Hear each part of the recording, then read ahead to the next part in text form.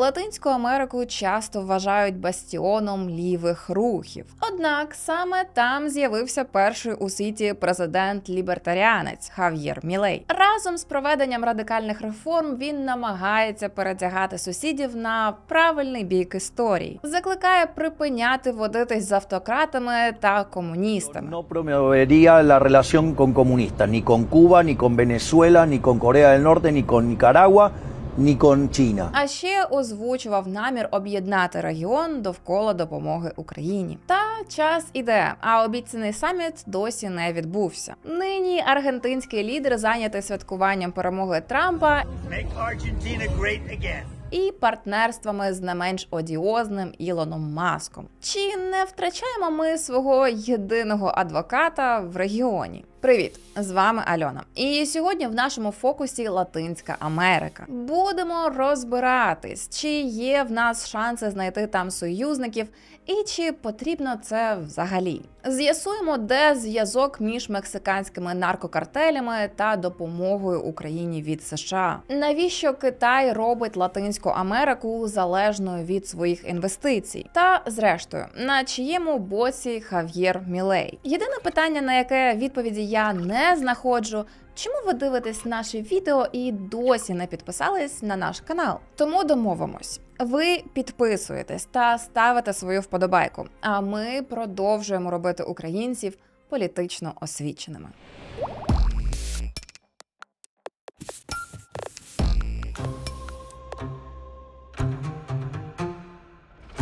Коли мова йде про Латинську Америку в контексті геополітики, це поняття охоплює не лише країни, розташовані в південній півкулі. І не тільки ті, де розмовляють португальською або іспанською. Мексика входить у цей перелік попри своє північне місцезнаходження, а Гаяна, маючи за єдину державну мову англійську. Загалом це понад 30 незалежних країн, плюс декілька територій, які підпорядковуються Франції, Британії, Нідерландам чи США. Все це голоси в міжнародних організаціях та величезні ринки для співпраці. Не кажучи вже про те, що саме там зосереджені одні з наших найбільших діаспор. В одній лише Бразилії мешкають понад 600 тисяч українців, а в Аргентині близько 300. Проте контактів з цим регіоном нам тривалий час бракувало. В 90-х чи не єдиним масштабним партнерством з Латинською Америкою було лікування постраждалих від Чорнобильської катастрофи на Кубі. Попри власну економічну скруту, республіка прийняла тоді близько 25 тисяч пацієнтів з України, що, безперечно, похвально. Але варто визнати, Фідель Кастро тоді все ще сприймав нас як УРСР і допомагав скоріше з сентименту до щойно сконавшого совка. Та й гуманітарні медичні місії вже не одне десятиліття є головним експортом Гавани.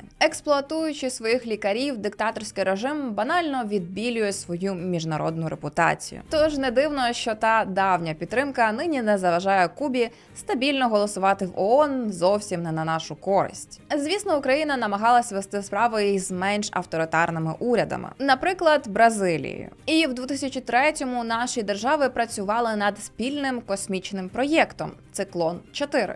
Принцип був простий: ми їм ракету, вони нам аеродром. Та в результаті в космос ніхто не полетів. Офіційно Київ витратив на цю затію 4 мільярди. Але проєкт провалився. Не в останню чергу через те, що ці кошти феєрично розкрадалися. М'яко кажучи, іміджу України в регіоні це не надто посприяло. А якихось гучніших спільних проєктів відтоді і не було. Працювати над тим, щоб вони з'явилися, свого часу збирався ще Кучма. Але заплановане турне Латинською Америкою перервали російські провокації в Керченській протоці. Його справу намагався продовжити пізніше Янукович. Але, самі розумієте, злітав, побалакав з Кастро і далі спокійно собі плутав Північну Америку з Південною. А наступним візитом став вже відносно нещодавній приїзд Зеленського на інавгурацію Хав'єра Мілея. Тож, як бачимо, шансів заявити про себе офіційний Київ за роки незалежності мав небагато. Звісно, частину цієї задачі на себе беруть посольства. Але поки що в нас їх там всього лише 6. І в кожному працюють по 3-4 людини. Ба більше, посольство в Аргентині відповідає ще й за Уругвай та Парагвай, а в Перу за Еквадор і Колумбію. Чи реально такими силами охопити величезний район в умовах інформаційної війни? Отож бо й воно. Натомість дипломатичні установи РФ натикані по всій Латинській Америці. В додачу, на відміну від ЄС, в цих краях досі не популярне блокування кацапських ЗМІ. RT Español щодня дезінформує понад 17 мільйонів читачів, велика доля яких це саме латиноамериканці. А в Аргентині навіть місцеві медіагрупи потроху скупляє Спутник. На жаль, в Україні зараз немає ресурсу на власні іспанськомовні медіа.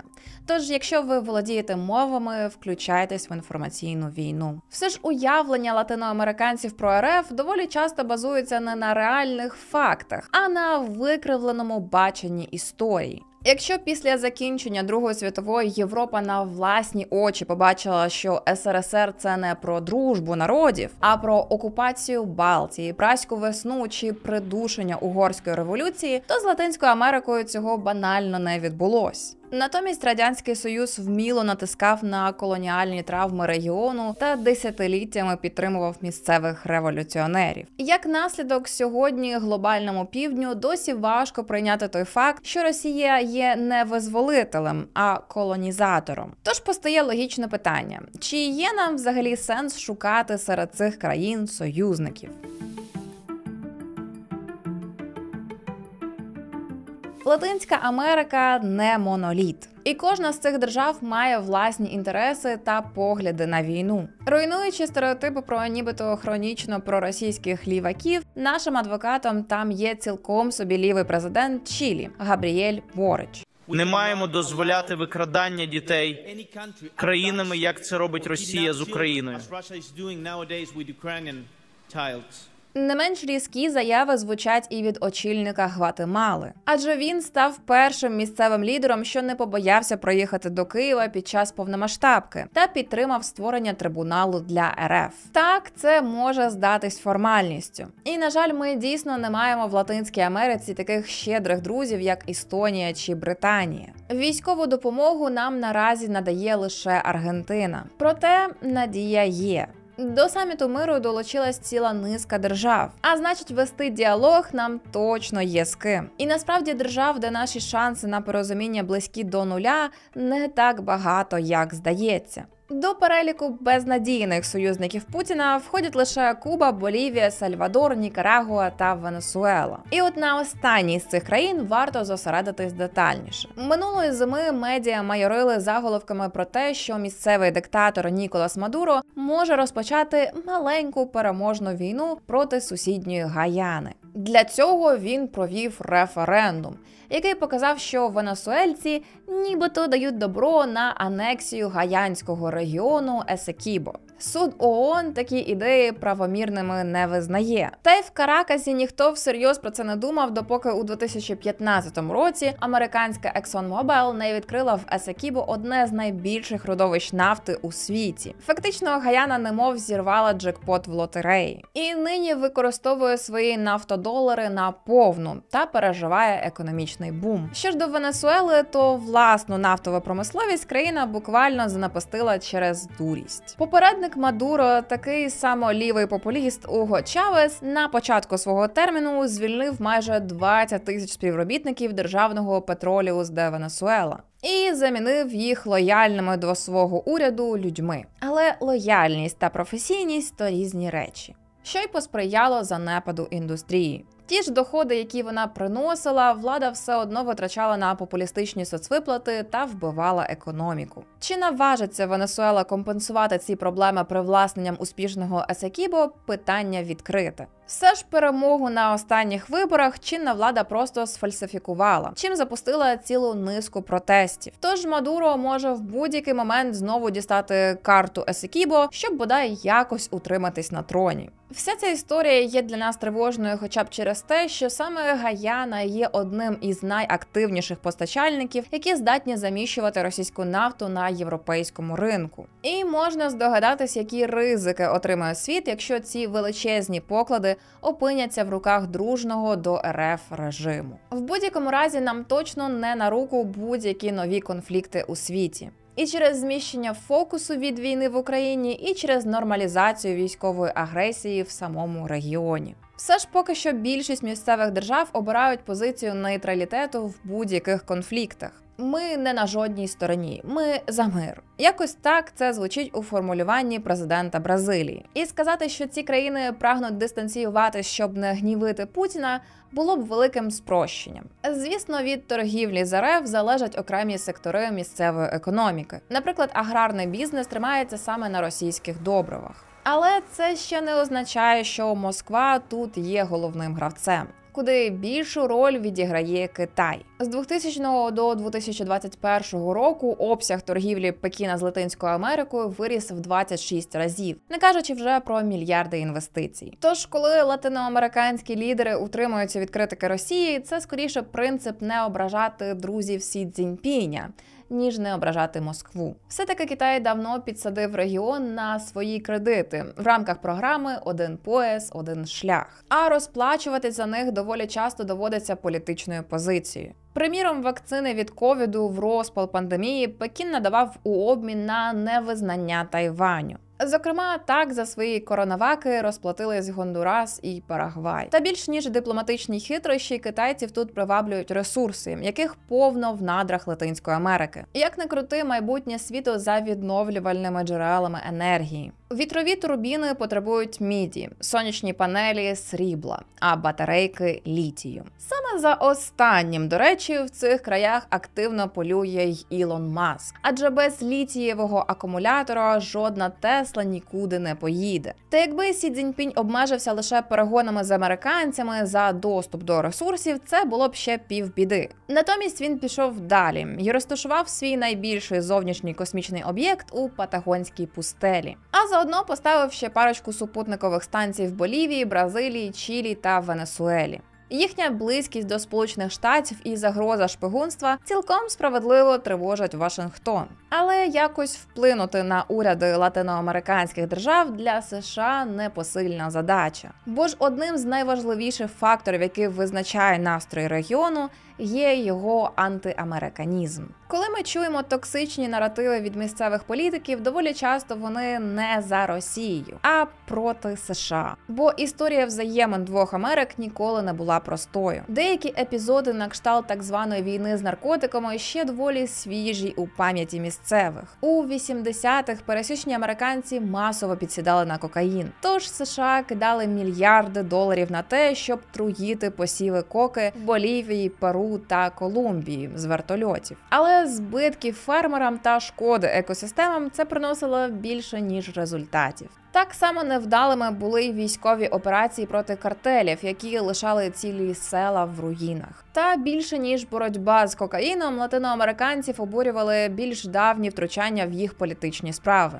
В часи Холодної війни Вашингтон подекуди параноїдально непокоїло розповзання червоної зарази. Тому він неодноразово надавав підтримку правим режимам, щоб ті придушували ліві рухи. І не завжди це закінчувалось добром для місцевих. Найяскравіший тому приклад – профінансований Штатами переворот проти марксиста Сальвадора Альєнде та заміна його на жорстоку диктатуру Августо Піночета в Чилі. Якщо ж не лізти далеко в історію, то ще однією причиною дивитись вовком на США є МВФ. Латиноамериканці часто вважають, що саме Штати нав'язали їм неоліберальні реформи та кредити, які не привели до очікуваних результатів. У багатьох країнах зріс держборг, а разом з ними криза та бідність. Продовжувати цей список претензій до США можна довго. І подекуди вони дійсно будуть справедливими. Та для нас біда тут в тім, що всю цю недовіру доволі часто проєктують і на Україну. Мовляв, союзник мого ворога – мій ворог. І навряд чи найближчим часом цей фактор зникне з порядку денного. Адже конфлікти між північчю та півднем нікуди не зникають. І найгарячіша їх точка – це кордон.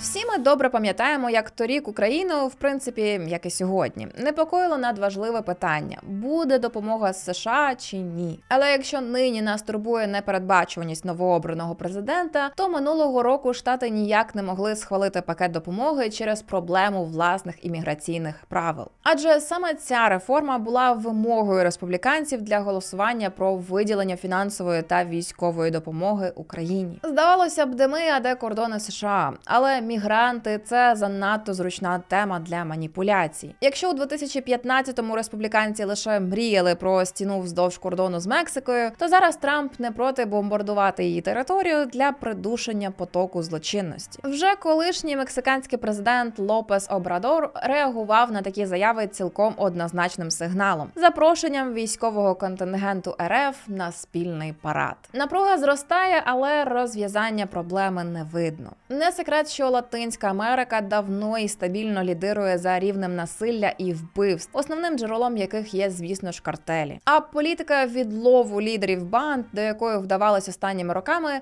принесла мало результатів. Через корумповану поліцію наркобарони легко могли керувати підлеглими прямо з камер. А там, де це не виходило, як у випадку з екстрадицією сумнозвісного Ель Чапо до США, виникав вакуум влади. Тобто картелі розділялися на менші групи і змагалися за територію, що тільки множило насильство. Щоб боротись з цим, Штати і Мексика періодично намагаються об'єднувати зусилля.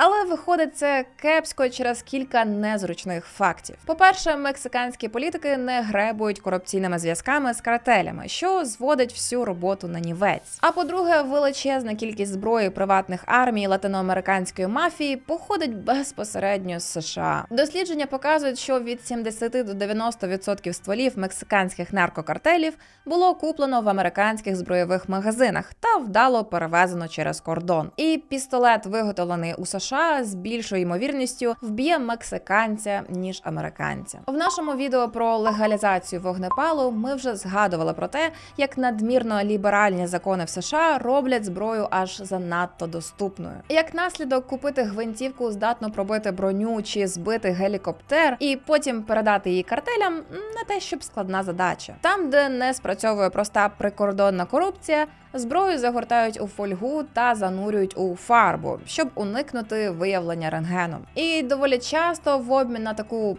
послугу до США нині прямує не менш небезпечний товар – фентаніл. На перший погляд може здатись, що наркотики – це виключно соціальна проблема, і до політики вони особливого стосунку не мають. Але у 22-му році фентаніл вбив більше американців, ніж війни у В'єтнамі, Афганістані та Іраку разом узяті. Саме цей наркотик забирає життя одного американця кожні 7 хвилин і є основною причиною смерті людей віком від 18 до 49 років. Тобто працездатного населення, яке мало б рухати економіку. Ще у 2020 році фентанілова епідемія коштувала штатам $1,5 трильйона або 7% ВВП. На боротьбу з залежністю адміністрація Байдена вже виділила коштів більше, ніж будь-коли. А найближчими роками планує витратити на це ще 10 мільярдів. Втім, якщо гортати американський TikTok достатньо часу, ви точно наткнетесь на відео про те, що і цього замало для боротьби з нашестям опіоїдів. І краще виділяти гроші платників податків на систему охорони здоров'я,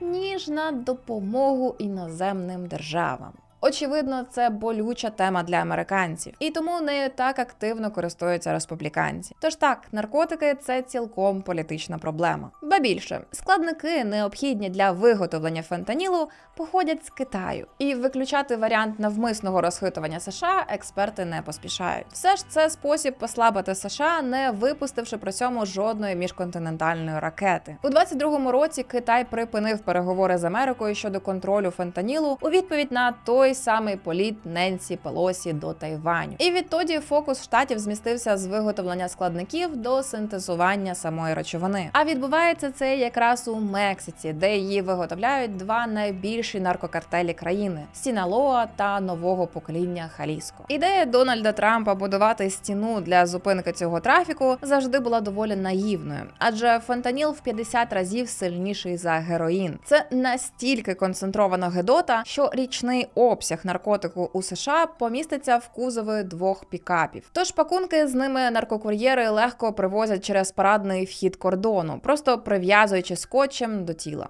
Епідемія залежності вже перекинулась і на саму Мексику. Але попередній президент країни, пан Обрадор, не поспішав з цим щось робити. Свій підхід він називав «обійми, а не кулі». Тобто замість війни з картелями він пропонував зменшення попиту на участь в криміналі шляхом покращення умов життя. І це може звучати гарно. Однак, коли твоя країна кишить корупціонерами в поліції та владі, на ділі реалізується лише перша частина плану. І картелі просто отримують свободу від покарань. Така проблема стосується не лише Мексики, а й всієї Латинської Америки. Відповідь на питання, чому цей регіон постійно провалюється в хаос, дав вже добре знайомий глядачам нашого каналу Дарен Аджемоглу в праці «Чому нації занепадають». І справа тут в несформованих інституціях. Колоніальне минуле зробило ці держави вразливими до популізму та падкими на пропозиції сильної руки. Тому політичний процес часто нагадує маятник. Приходять ліві сили, розтрачують бюджети на неефективні соцвиплати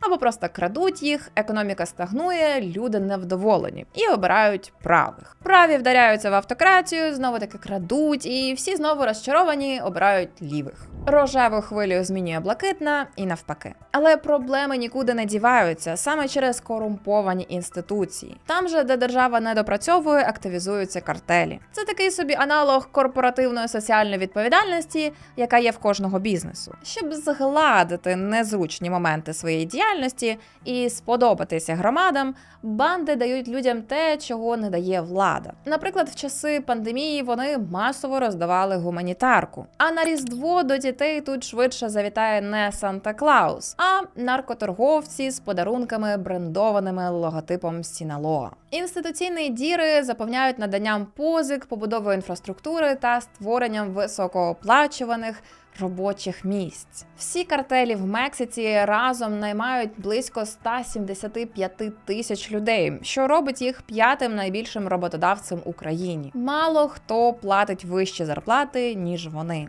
Тож вчені дійшли висновку, що немає інакшого шляху подолати картелі, крім зниження рівня корупції в політиці та збільшення можливостей працевлаштування для молоді. Чи вдасться наблизитись до цього новій президентці Мексики, науковиці та бізнесвумен, ще покаже майбутнє. Та в будь-якому разі бомбардування лабораторій, яке пропонують трампісти, не вихід. Мілтон Фрідман та інші економісти ще в 70-х попереджали, що ведення війни проти пропозицій товару з нееластичним попитом лише підвищує його ринкову вартість. І Колумбія 80-х, де не спрацювала війна з наркотиками, наочний тому доказ. Поки що ж безпекова криза в Латинській Америці більш ніж серйозна. І це тягне за собою ланцюжок із дестабілізації США та маніпуляцій військовою допомогою Україні. Крім того, це пояснює і те, чому нам взагалі настільки складно достукатись до цього регіону. Коли люди виходять з дому по хліб і не впевнені, чи повернуться назад, інтерес до чиєїсь далекої війни в них природньо спадає. І знадобляться десятки років і багато бажання самих місцевих еліт, щоб ситуація змінилась. Одначе наостанок поговоримо про людину, яка обіцяє навести лад у своїй країні значно швидше за сусідів. Тож від Мексики перейдемо до Аргентини і спробуємо розібратись, чи дійсно Хав'єр Мілей здатен змінити тут статус-кво, а заодно й перетягти регіон на бік України. Той самий обіцяний саміт, який мав би мобілізувати латиноамериканські держави на підтримку України, Хав'єр Мілей планував організувати ще на початку 24-го року. Однак вже йде 25-й, а якоїсь конкретики чи анонсів катма. Як не крути, балакати про таку подію набагато легше, ніж дійсно її реалізовувати. Все ж до саміту за перемогу України військовим шляхом багато країн ще морально не готові. А чергові збори за абстрактний мир вже не відповідатимуть нашим цілям. В додачу все ускладнюють і стосунки самого Мілея зі своїми сусідами. Погодьтесь, доволі важко об'єднати колег довкола якоїсь ідеї, коли ти сам з ними постійно лаєшся. Звісно, його різкі випади ще не означають, що він не змінить свого тону, як тільки забажає. Папу Римського він теж спершу називав лівацьким дегенератом, а потім душевно обіймав. Все-таки до влади Мілея привів саме його популізм. І він добре вміє дружити з тими, з ким вигідно в цей конкретний момент. Тож не дивуйтесь, як в його голові уживаються і підтримка України, і симпатії до Трампа. Однак дипломатія – це одне діло, а у внутрішній політиці все вже не так просто. Від попередньої влади Мілей успадкував 263 мільярди державного боргу та інфляцію у 276%, що було найвищим показником у світі. Перше, що він зробив на новій посаді, це вимкнув машинки для друку грошей і поставив за ціль досягти надлишку бюджету. В хід тут пішла та сама символічна бензопила. Адже субсидії та відрахування у місцеві бюджети він урізав, а кількість держслужбовців скоротив. З 18 міністерств залишилось всього 9. І нещодавно розпустили навіть службу розвідки. Інвестори та економісти такі дії оцінюють схвально. Але для того, щоб жорстка економія дала плоди, які видно неозброєним оком, має минути трохи більше часу. І питання в тому, чи матиме його Мілей. Поки що рівень його підтримки тримається на позначці у 50%. Але не слід забувати про інші цифри. За межею бідності вже опинилась половина аргентинців, а продажі аптек впали на 46%. Ліки – це не розкіш, тож така статистика багато про що говорить. Чекати диво реформ із затягнутими пасками мають наснагу не всі, і в Буенос-Айресі вже починаються протести. В результаті шокову терапію доводиться гальмувати, і Сенат вже підіймає соцвиплати наперекір президенту. Щоб проводити ще складніші реформи, як то передачу держпідприємств у приватні руки чи перехід країни з песо на долари, Мілею точно знадобиться максимальна підтримка Конгресу. Та от чи буде він готовий поступитися принципами перед своїми опонентами так, як перед тим з Папою Римським, хто зна. Тим паче, що нині авторитету президента загрожують аж надто класичні для регіону речі. Хоч Аргентину і не заведено вважати наркодержавою як Колумбію чи Мексику, є один виняток – Росаріо. Саме через це місто проходять кокаїнові шляхи з Перу та Болівії. За кількістю жителів воно співставне з Харковом. Але цієї весни його повністю паралізували банди. Школи довелось позакривати, а водіям автобусів скоротити свої графіки. Мафія розвішувала по місту простирадла з погрозами вбивати цивільних, якщо поліція від них не відчепиться. І тут постає серйозний виклик для Мілея. Адже він позиціонує себе як лібертаріанського лідера. Що це за філософія така та наскільки вона реалістична, це тема для окремого випуску. Якщо ви хочете його побачити, обов'язково підпишіться та напишіть нам про це коментар. Якщо коротко, вона передбачає максимальну особисту свободу і мінімальне втручання держави у життя людей. Наприклад, заборонити місцевим бізнесам торгівлю з РФ Мілей навряд чи колись забажає саме з ідеологічних міркувань. Що ж до Росаріо, то залучити силу держави в особі Збройних сил президента не вдавалось змусити до останнього. Бо ж раніше пила Мілея вже встигла урізати місцевий бюджет. Тож, як довго його погляди витримають випробування реальними проблемами, поки невідомо. Все ж попри цікаві підходи до економіки, Мілей фігура суперечлива й ідеалізувати його не слід. З одного боку він проти корумпованих еліт, а з іншого першим ділом призначає на посаду голови Офісу президента свою сестру, колишню гадалку на Таро. А як ми знаємо, кумівство така ж корупція, як і будь-яка інша. Попри всі гучні заяви, є надто багато факторів, які можуть загальмувати як плани Мілея щодо реформ в самій Аргентині, так і обіцянки про великі саміти на підтримку України. Нині ж Аргентина збирається вступати до НАТО, обіцяє допомагати нам з відновленням енергетики та анонсує передачу винищувачів, що вже доволі непогано. Тож пишіть в коментарях, що ви думаєте про ексцентричного президента, та чи вірите в успіх його реформ. Латинська Америка складна та неоднорідна. Проте вважати її тотально проросійською точно не варто. Причини латиноамериканської байдужості до наших бід часто лежать у надлишку власних. І поки ситуація зі злочинністю та наркотрафіком в регіоні не покращиться, боротись за увагу місцевого населення нам буде непросто. На щастя, сьогодні географія вже не є глобальною перепоною. Ми можемо налагоджувати контакти, як це робить, до прикладу, український IT-бізнес, виходячи на місцеві ринки. Якщо ж ви володієте романськими мовами, використовуйте це в інформаційній війні в соцмережах та заповнюйте вакуум інформації про Україну. Бо кожен союзник важливий. Почуємось, не політичні. Сьогодні буде жорстко. Але варто визнати, Фідель Кастро тоді все ще сприймав нас як СРСР. Я забула, як читати слово УРСР. Щось мені на голові це страшне. Пух. Обрізати все нахер. Я знаю. Я так завжди роблю. Коли я психую щодо свого волосся, я його беру і відрізаю повністю. Псих. І насправді держав, де наші шанси на порозуміння близькі до нуля. До нуля? Що? Буде допомога на початку свого терміну звільнив. Та що я не можу прочитати нічого? А чи ж виспалась? Що твоя проблема?